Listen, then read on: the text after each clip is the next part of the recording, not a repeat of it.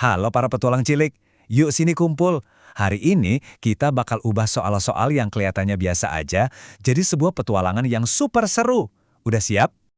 Oke, misi kita hari ini adalah menjadi detektif bahasa.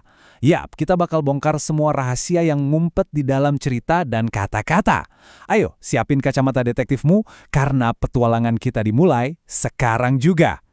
Oke, kasus kita yang pertama, ini dia. Sebuah cerita fabel tentang kerbau bernama Bonnie dan seekor kancil. Tugas kita gampang. Kita bedah ceritanya buat nemuin pola rahasia di dalamnya. Yuk, kita buka berkas kasusnya. Coba perhatikan petunjuk pertama, langsung dari si kancil. Dia bilang, "Hei Bonnie, lambat sekali langkahmu. Lihat aku, bisa melompat ke sana kemari tanpa beban." Wah, wah, wah, sombong banget ya kedengarannya.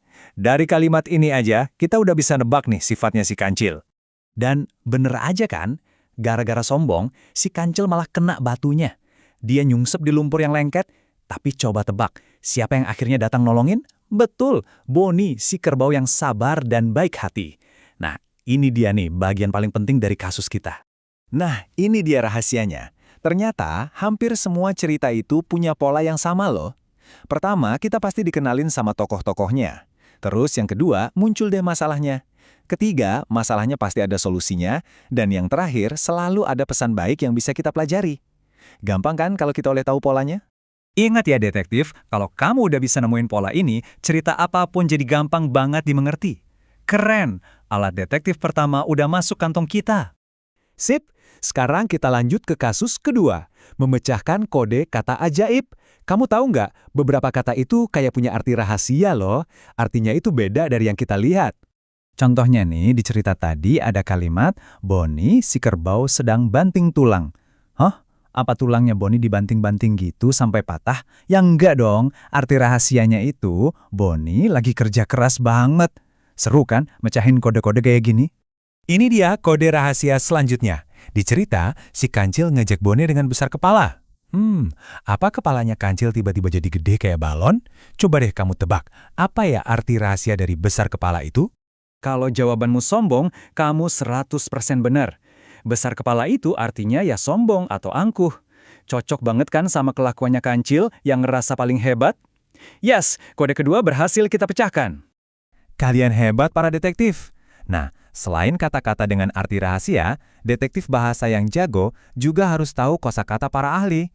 Ini tuh kata-kata khusus yang biasanya cuma dipakai buat topi-topi tertentu, kayak pertanian misalnya. Contohnya kata irigasi dari bacaan soal menanam padi.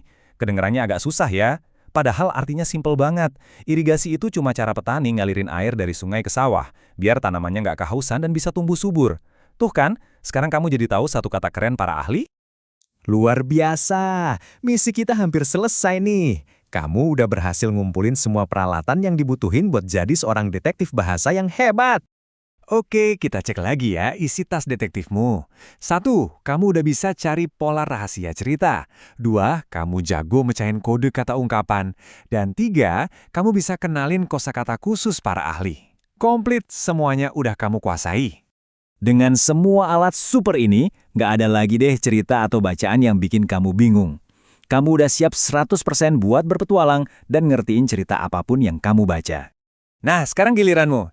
Coba deh inget-inget lagi cerita favoritmu. Pakai semua alat detektif barumu ini, kira-kira rahasia apa lagi ya yang bisa kamu temukan di dalamnya? Selamat berpetualang, para detektif hebat!